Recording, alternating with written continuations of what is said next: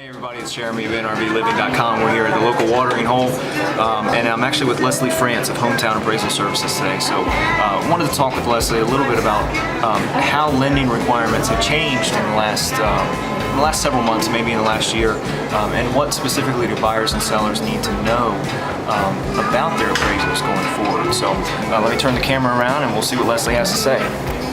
Leslie, good morning.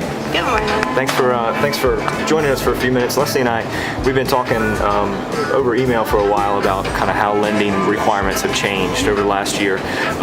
What's the biggest thing that you've seen in your business over the last, say, 10 or 11 months, Leslie? I think the amount of scrutiny that some of the appraisals are going under, the requirements for the houses and the comps, and the appraisal is requiring always the 3 closed comps within the last 12 months. Now they're looking at comps that have been more recent. They want to see something in the last 6 months. They also want to see a couple listing sales. They want to see a couple pending sales. So not only have they been requiring more recent closed sales, they also want to see what's actively on the market and what's recently come off the market as well. They do. They want to see more of a principle of substitution to see if you could buy this house or this house, why would you want one versus the other, and what makes one more valuable than the other. They also want to see a listed sale price ratio for the actives and the pendings to see what maybe the price reductions might have been on the closed sales and what the actual value might be of the listings and pendings at this time. Okay.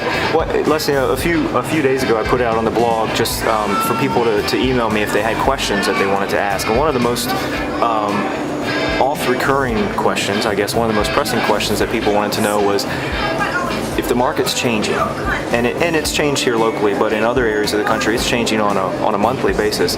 If the market's changing so quickly, how do appraisers stay ahead of those changes? How do you anticipate those trends, I guess? It is very difficult, and one way I do anticipate them is I do talk to real estate agents, because they're out there and they're beating bushes and they know what's going on and what the buyers that they're working with are looking for. So I try to get in contact with real estate appraisers and ask them those questions, or real estate agents and ask them those questions. Appraisal-wise, I'm looking at more current closed sales to see how many price reductions they've taken, to see what the closing costs might be, what the lending charges might have been on there. What specific factors played into each individual transaction? Absolutely. Right. The active sales, the pending sales, to look at why one might still be on the market, and why one may have been under contract, and then this one has a contract on it. So what does that make it work? Right. So hopefully, with combining all of those things, we can get a pretty good picture of the current trend. And local comps is a major thing, because each neighborhood has its own different. That's a good point. Just like local agents, local banks, local appraisers, local comps. Now it's more important than ever, I think, to use somebody that really knows your area and knows your market, because there are so many different price points in different neighborhoods in each different market. And I think if you're outside of that and you don't know what you're getting into, then you have a tendency to not know what those trends are, and therefore not have a confidence. I love it. You're making a point we've been trying to make for years, so thank you for that. Last question had to do, one of the other questions that we kept getting had to do with weather, or time of year, I guess.